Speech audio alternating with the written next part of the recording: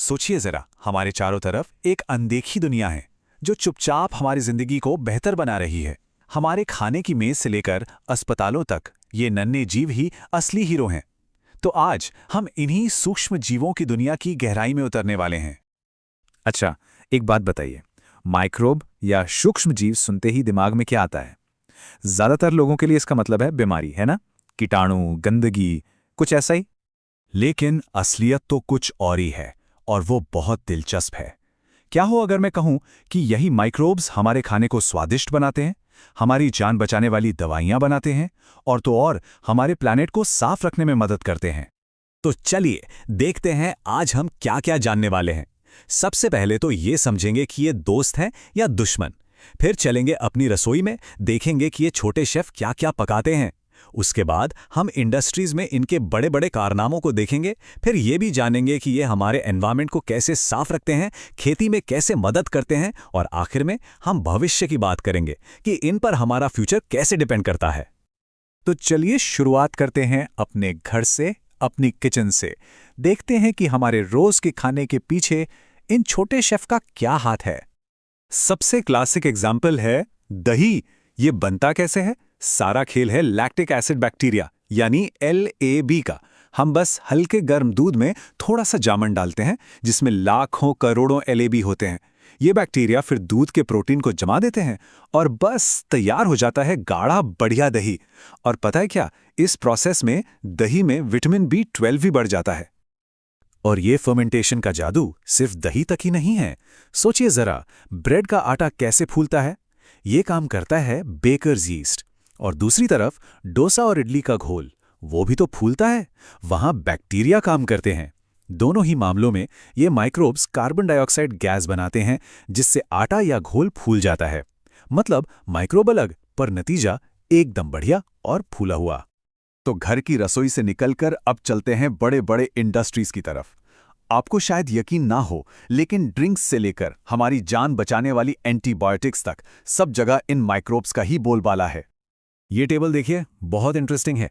एक ही east Saccharomyces cerevisiae कितनी अलग अलग तरह की ड्रिंक्स बना सकता है। बियर और वाइन ये तो सीधे सीधे फर्मेंटेशन से बनती हैं, लेकिन विस्की और रम जैसी ड्रिंक्स के लिए एक एक्स्ट्रा स्टेप होता है जिसे कहते हैं डिस्टिलेशन। इसी से इनमें अल्कोहल का कॉन्सेंट्रेशन इतना ज्यादा बढ़ जाता है। अब बात करते हैं एक ऐसी चीज की जिसने मेडिकल साइंस में सचमुच क्रांति ला दी, एंटीबायोटिक्स। ये क्या हैं? सीधी भाषा में कहें तो ये वो केमिकल पदार्थ हैं जो कुछ माइक्रोब्स बनाते हैं ताकि वो दूसरे बीमारी फैलाने वाले माइक्रोब्स को या तो मार सकें या उनकी ग्रोथ को रोक सकें। ये हमारे शरीर के छोटे सुपर हीरोज हैं। और इस युग की शुरुआत हुई थी एक हैप्पी एक्सीडेंट से। साल था 1928। अलेक्जेंडर फ्लेमिंग ने देखा कि एक फंगस पेनिसिलियम रोटेटम अपने आसपास बैक्टीरिया को पनपने नहीं दे रही थी, और बस यहीं से जन्म हुआ पेनिसिलिन का। ये एक ऐसी चमत्कारी दवा साबित हुई जिसने वर्ल्ड वॉर II के दौरान घायल सैनिकों की जानें बचाकर इतिहास ही बदल दिया।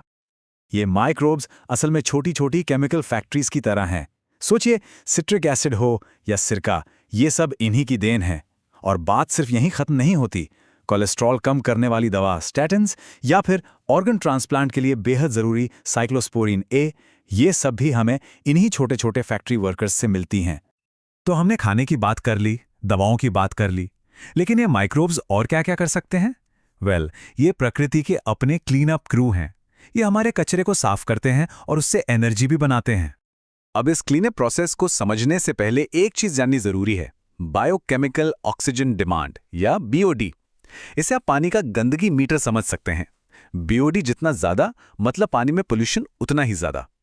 तो सीवेज ट्रीटमेंट का पूरा गोल इसी BOD को कम करना होता है। तो ये होता कैसे है? देखिए, सीवेज ट्रीटमेंट के मेनली 2 स्टेज होते हैं। पहले यानी प्राइमरी ट्रीटमेंट में मोटी मोटी गंदगी को छानकर अलग कर दिया जाता है।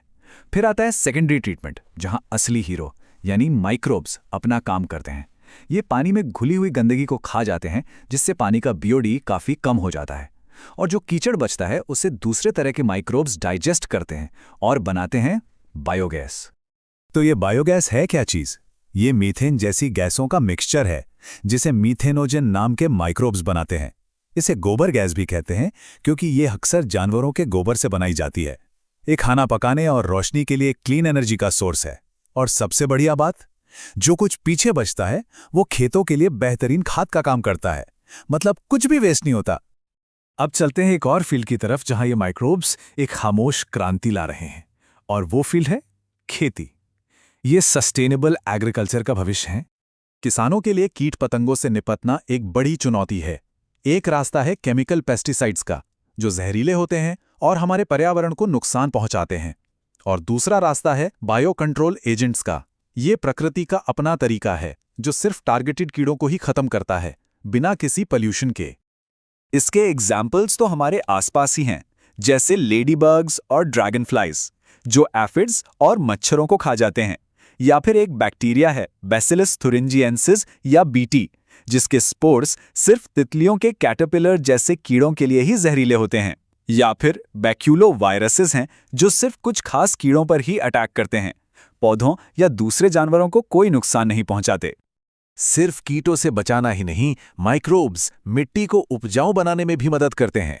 इन्हें कहते हैं बायो फर्टिलाइजर्स, जैसे कि राइजोबियम बैक्टीरिया, जो मटर जैसे पौधों की जड़ों में रहकर हवा के नाइट्रोजन को सीधे पौधे के लिए उपलब्ध कराता है, या फिर साइनोबैक्टीरिया, जो धान के खेतों को नाइट्रोजन देते हैं। और माइकोराइजा नाम का फंगस तो पौधों की जड़ों के साथ जुड़कर उन्हें मिट्टी से फास्फोरस और दूसरे न्यूट्रिएंट्स सोखने में मदद करता है।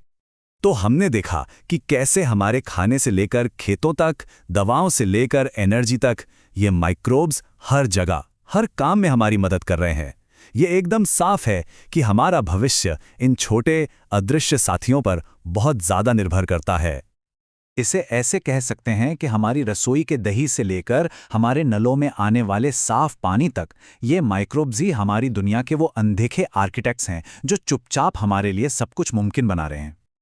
तो हमने इनकी ताकत का इस्तेमाल खाना बनाने, दवाइयाँ बनाने और एनर्जी पैदा करने के लिए तो कर लिया है, लेकिन सवाल ये है कि ये छोटे छोटे जायंट्स भविष्य में हमारे लिए और कौन-कौन से दरवाजे खोल सकते हैं और क्या-क्या कर सकते हैं।